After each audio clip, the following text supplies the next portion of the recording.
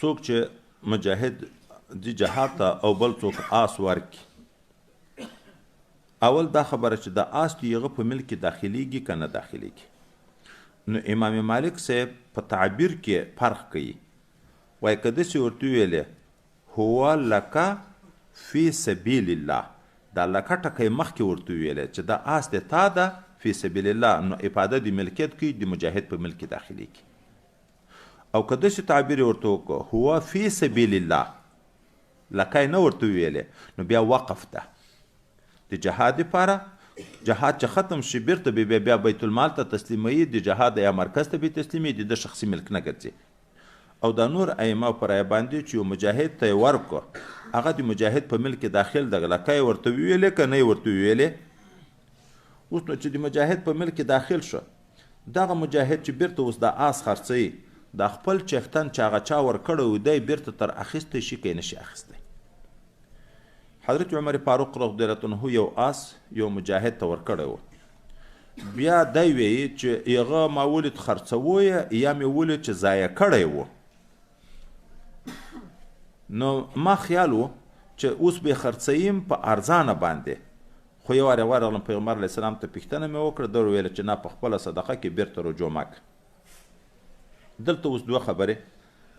دغه سړي د آس ضایع کړی و د دې څه معنا ده وایي د دې یا دا معنا هغه مجاهد چې د آس ورکړی و هغه مسکین و د آس د پالنې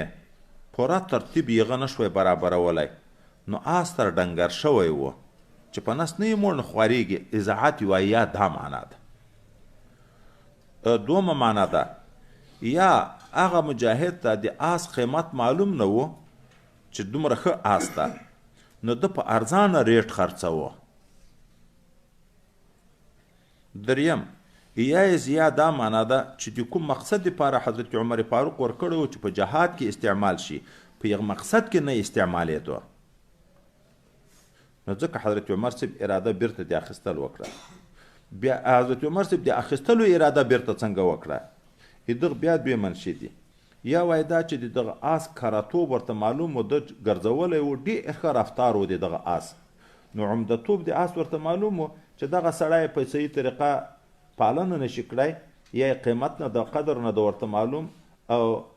یا په جهاد کې نه استعمالوي تا ته خو معلوم د ښه آس ته بیرته تر واخله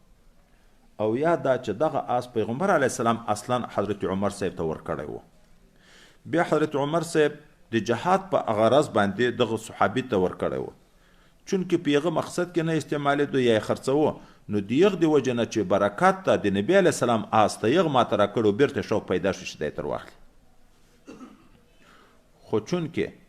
چا چې په چا احسان کړی وي بیا چې هغه سړی خرڅوي نو طبعا چې هغه محسن تر اخلي نو هغه ته به په ارزانه ریټ ورکوي دا چې په ارزانه ریټ ورکړي فل جمله رجوع راغله په خپل صدقه کې نو نبي علیه السلام د دغه نه منې کړو چې په خپله رجوع صدقه کې رجوع مه کوه